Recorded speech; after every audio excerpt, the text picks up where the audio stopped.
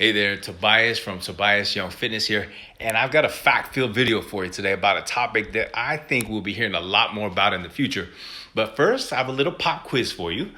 So, do you know when the magic happens from your workout?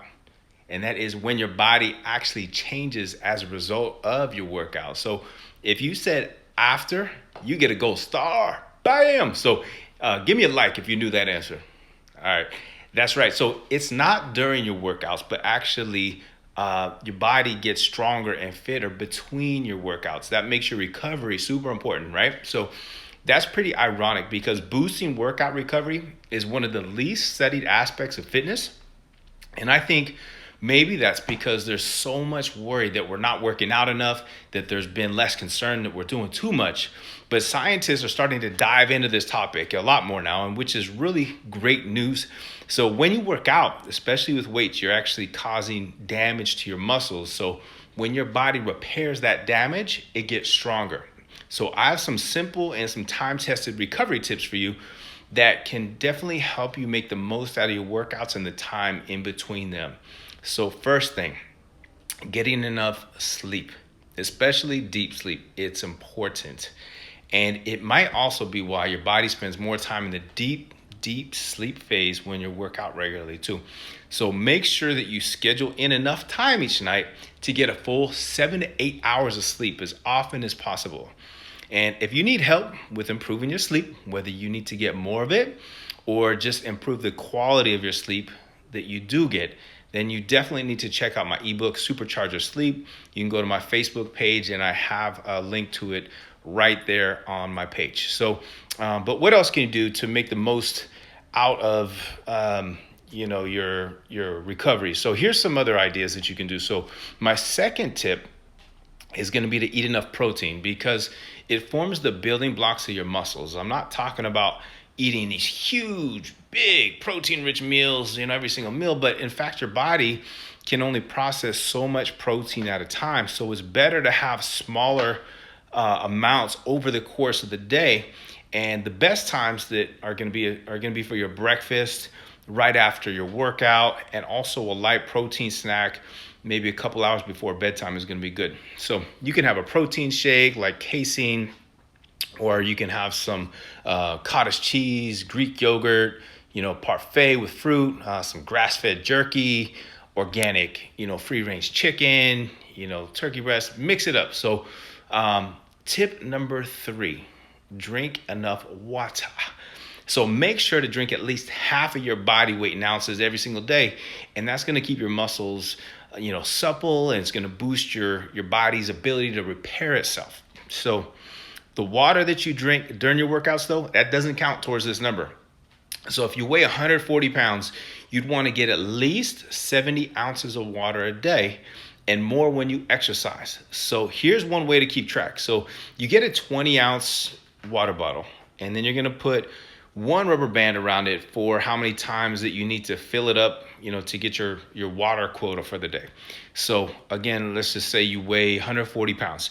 That means that you have to drink around 4 bottles, right? So if you put 4 rubber bands like around the water bottle, every time that you finish the water bottle, what you do is you would take the rubber band off.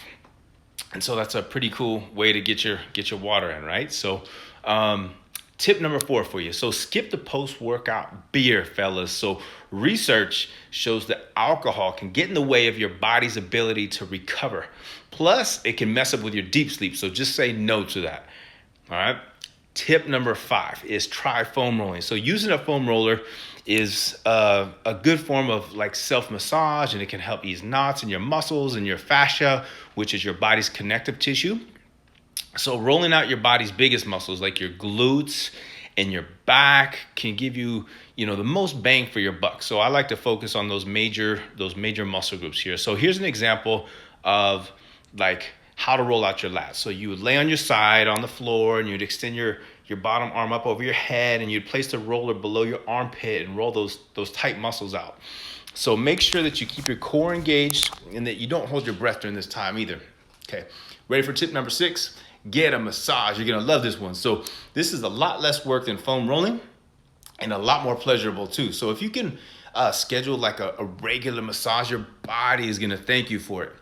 Plus, your massage therapist might be able to tell you if there's any like spots on your body that you need to spend more time on with the foam roller, which is always a good thing. So you can really hone in on that. So tip number 7, this one has to do with taking rest and recovery days. So there have been several, great studies that actually compare passive recovery, which is a rest day, with very little physical activity and active recovery.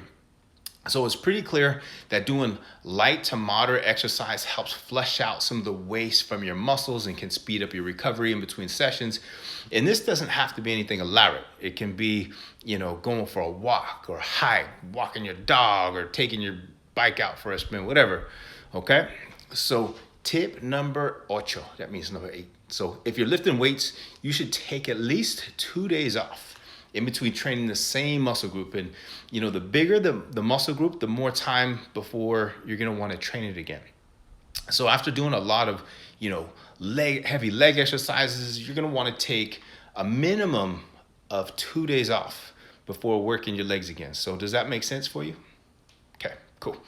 Tip number 9 is probably the most important recovery tip of all, and that's to listen to your body. So if you're tired but you still want to work out, then do something that's not taxing on your system, like an easy cardio session or even a walk.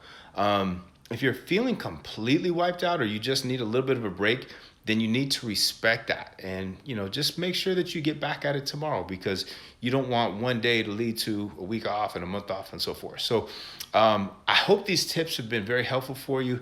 And as always, I'm here if you have any questions. So just drop a comment, leave me a message. And sleep and recovery is just one phase to my 9-step total transformation program that I have. So if you have any questions, message me. Anyways, talk to you again soon. Have a good one.